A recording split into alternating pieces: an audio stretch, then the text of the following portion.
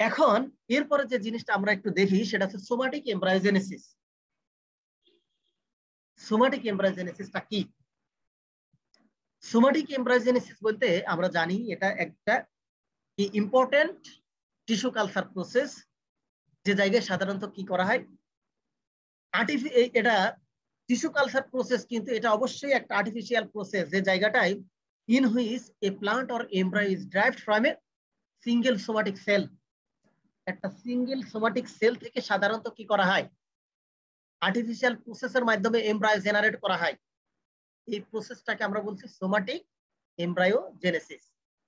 এই somatic embryogenesis সম্পর্কে Stewart নামক একজন সায়েন্টিস্ট, স্টুয়ার্ট এট অল, অর্থাৎ স্টুয়ার্টের সাথে আরো মোর দ্যান আরো 3 জন সায়েন্টিস্ট 1958 সালে, এবং সাথে আরো একজন ব্যক্তি ছিল রেইনার্ড, উনি 1959 সালে ক্যারোট গাজরের সেল সাসপেনশনের মাধ্যমে সাধারণত এই এই সোমাটিক এমব্রায়োজেনেসিস এই প্রসেসটা সাকসেসফুলি সে করে এবং ডকুমেন্টেড করে, যে সোমাটিক এমব্রায়োজেনেসিসের মাধ্যমে আমরা কি করতে পারি, একটা সিঙ্গেল সোমাটিক সেল থেকে আমরা এমব্রায়ো জেনারেট করতে পারি এবং তার মাধ্যমে সাকসেসফুলি আমরা বিভিন্ন ধরনের ডিজায়ার্ড প্রপার্টিস আর ক্যারেক্টারিস্টিক্স গুলো আমরা ডেভেলপ করতে পারি। ঠিক আছে, তো এই যে টিস্যু সোমাটিক এমব্রায়োজেনেসিস আমরা বলছি, সোমাটিক এমব্রায়োজেনেসিসটা সাধারণত দুটো ভাবে করা হয়। একটাকে বলছে ডিরেক্ট সোমাটিক এমব্রায়োজেনেসিস, আর একটা হচ্ছে ইনডিরেক্ট সোমাটিক এমব্রায়োজেনেসিস। লাইনটা কেটে গেলে আপনারা জয়েন করবেন, আর সর্বোচ্চ আমরা 10-15 মিনিট কন্টিনিউ করব। তো ডিরেক্ট সোমাটিক এমব্রায়োজেনেসিস আমরা বলছি যখন কি ঘটে, when embryos are started directly from explant tissue creating an identical clone। কোনো এক্সপ্লান্ট থেকে, অর্থাৎ প্লান্টস বা অ্যানিমেলের কোনো সেল টিস্যুটা নিয়ে সেটা থেকে আমরা একটা আইডেন্টিক্যাল ক্লোনের মাধ্যমে যদি আমরা ডিরেক্টলি সাধারণত কোনো এমব্রায়োজেনেসিস এর কাজ করি, তাহলে সেটা হবে আপনার সোমাটিক ডিরেক্ট সোমাটিক এমব্রায়োজেনেসিস। আর ইনডিরেক্ট বলতেছি কখন, যখন explant produced undifferentiated or partially differentiated cell who is then in embryogenesis বলছি, যে জায়গাটাই সরাসরি আমরা সেল ইউজ করব না, এই জায়গাটায় কি হবে, আমরা প্রথমে কালচার দেব, কালচার দেওয়ার পরে এই জায়গাটায় যে তোমার ক্যালাস ফর্ম করবে, ক্যালাস অর্থাৎ আমরা যে টিস্যু বা সেলটা দেব মিডিয়ার উপরে একটা আনডিফারেন্সিয়েটেড একটা উন্ডেড সেল, এই সেলটা দেখতে অনেকটা টিউমারের মতো এরকম দেখা যাবে, একটা ক্লাস্টার অফ সেল ফর্ম করবে, যেটাকে সাধারণত বলা হয় undifferentiated or partially differentiated cell, যেটাকে আমরা এক কথায় বলি ক্যালাস। এ জায়গায় লেখা আছে দেখো ক্যালাস। এই ক্যালাসটা থেকে যখন আমরা কি করব, then is maintained or differentiated into plant tissues such as leaf, stem and root। আমরা সরাসরি সেল বা টিস্যু ইউজ না করে এই ক্যালাস ইউজ করব, ঘটনা আছে সোমাটিক এমব্রায়োজেনেসিসের জন্য, সেটাকে বলছি আমরা ইনডিরেক্ট মেথড। তো এই মেথড দুটো আমরা যখন কাজ করতে যাব, তখন এই জায়গাটায় কিছু ফ্যাক্টরস, কিছু ভেরিয়েবল আমাদেরকে কি করবে, আমাদের সাকসেসফুল এবং আনসাকসেসফুলটাকে সাধারণত ডিটারমাইন করবে। কিছু ফ্যাক্টরস আছে যেগুলো আমরা সাধারণত জানি ইনফ্লুয়েন্স করে এবং ডিপ্রেস করে থাকে সাধারণত। তো তোমার ফ্যাক্টরস এর মধ্যে, কিছু ফ্যাক্টরস এর মধ্যে এক আছে যেমন somatic embryos, cell differentiation in somatic এমব্রায়োস।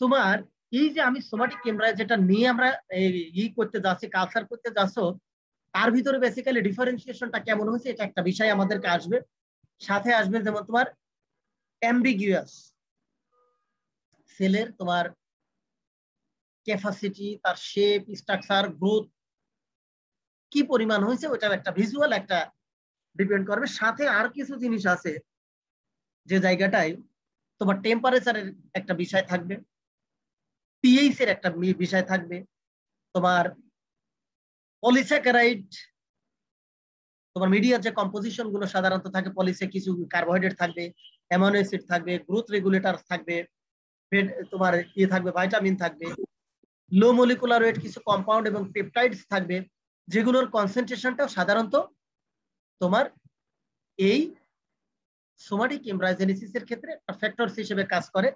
তোমরা জাস্ট এই জায়গাটায় যেমন তোমার টেম্পারেচার, লাইটের ইন্টেন্সিটি, এই জায়গায় একটা বিষয় থাকবে, ঠিক আছে।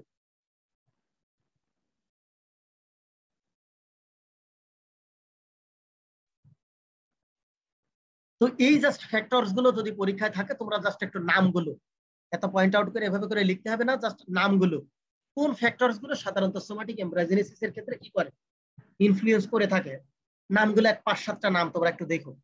এরপরে যে জিনিসটা আছে সেটা হচ্ছে অ্যাপ্লিকেশন। সোমাটিক এমব্রায়োজেনেসিস প্রসেসটার অ্যাপ্লিকেশন আছে কোন কোন জায়গাটায়। তো তোমার কিছু বায়োলজিক্যাল এবং সায়েন্টিফিক অ্যাডভান্টেজ যেগুলো আছে, তো অ্যাডভান্টেজ গুলোর ভিতরে 1 নম্বরে বলা আছে to produce morphologically and developmentally normal embryos and indeed whole plants from undifferentiated somatic in culture. Next যে জিনিসটা বলা আছে, it has the potential for the improvement of plants of commercial importance as well as for the study of genetic physiological changes are related to the fate of the plant cell. Already আমরা যেগুলো আমরা আলোচনা করছি, তোমার genetic লেভেলে কি কি ধরনের ইমপ্রুভমেন্ট আমরা করতে পারি, আমরা ফিজিওলজিক্যাল অর্থাৎ তার অ্যাপিয়ারেন্সটা আমরা চাইলে তার সোলো রাইপেনিং করতে পারবো, সোমাটিক এমব্রায়োজেনেসিস এর মাধ্যমে করা যায়। তারপরে আমরা সেটাকে ডিরেক্টলি ইউজ করলে করতে পারবো, ইনডিরেক্টলি আমরা ইউজ করতে পারবো, ঠিক আছে। আর অন্যান্য দুই একটা তোমার অ্যাপ্লিকেশনের মধ্যে যেগুলো আছে যে রেগুলেটেড ইন স্পেসিফিক ওয়ে, আমরা এই মেথডের মাধ্যমে আমরা তোমার জিন এক্সপ্রেশন বলো, তোমার টোটিপোটেন্সির রেঞ্জটা আমরা এগুলো আমরা কি করতে পারি, তোমার সিগন্যালিং নেটওয়ার্কটাও আমরা রেগুলেট করতে পারি এই মেথডের মাধ্যমে। এর সাথে যে জিনিসটা আছে যেমন it has become the method of choice for vegetative propagation of due to its high multiplication rate, আমরা মাল্টিপ্লিকেশন রেটটা বাড়ানোর জন্য এই মেথড ইউজ করতে পারবো। সাথে বলা আছে the maintenance of juvenility of cell lives walk cryopreservation মেথডের মাধ্যমে, ক্রায়োপ্রিজার্ভেশন বলতে সাধারণত যেটা বলা হয় ভেরি লো টেম্পারেচারে সাধারণত স্টোরেজের মাধ্যমে আমরা কি করতে পারি, জুভেনালিটি।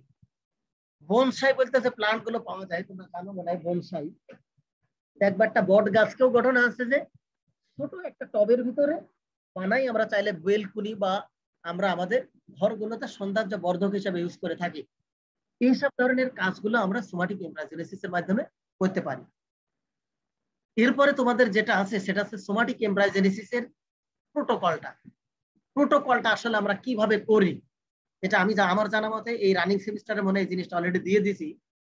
যদি দিয়ে দিই তাহলে তোমাদেরকে এভাবে সরাসরি প্রশ্ন থাকবে না। তো প্রথমে যে জিনিসটা বলা আছে এক্সপ্লান্ট, আমরা প্রথমে কি নেবো, এক্সপ্লান্ট নেব। তারপরে এই জায়গায় কয়েক ধরনের মিডিয়া এবং ঘটনা আছে যে টাইম পিরিয়ড সাপেক্ষে আমরা ঘটনা আছে এই জায়গাটা কি করি, ইনকিউবেশন ইনোকুলেশন করে থাকি। প্রথমে যে মিডিয়াটা ইউজ করা আছে তার নাম আছে MSP1। ইউজ করার পরে সে জায়গায় কি হবে, ক্যালাস ইন্ডাকশন এন্ড প্রলিফারেশন হবে। পরবর্তীতে MSP মিডিয়াম ইউজ করা হবে এবং যে জায়গায় 2 to 3 cycles of 3 weeks is, তোমার 2 থেকে 3টা সাইকেল সাধারণত এই জায়গাটা কি করা হয়, এই মিডিয়াতে কালচার করা হয়। করার পরে কি হবে, এমব্রায়োনিক ক্যালাস ফরমেশন হবে। তারপরে তোমার MSD মিডিয়াতে সাধারণত করা হয় 3 থেকে 4 সপ্তাহ মতো, এই জায়গায় 2 সাইকেল সাধারণত গ্রোথ তোমার অবজার্ভ করা হয়। করার পরে দেখা যায় কি এমব্রায়ো ডেভেলপ হয়েছে। তারপরে MSM মিডিয়াতে দিলে এমব্রায়ো ম্যাচুরেশন হবে। MSG মিডিয়ামেতে দিলে কি হবে, প্লান্টলেটস ফরমেশন হবে।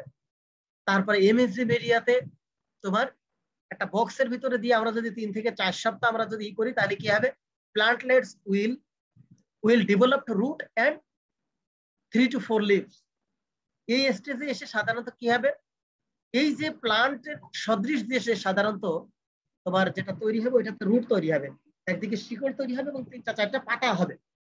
তার পরবর্তীতে এবার এটাকে কি করা হবে, আমরা একটা পটে নিয়ে আমরা যখন গ্রিন হাউসে ট্রান্সফার করব তখন 3 থেকে 4 সপ্তাহ আমরা ওই জায়গায় অবজারভেশনের জন্য আমরা রাখবো যে এটার পাতা সংখ্যা 3 থেকে 4টা থেকে আরো বাড়তেছে কিনা, রুটটা ডেভেলপমেন্ট হচ্ছে কিনা, এই প্লান্টস এর গ্রোথ ডেভেলপমেন্ট প্রপারলি হচ্ছে কিনা, ঠিক আছে।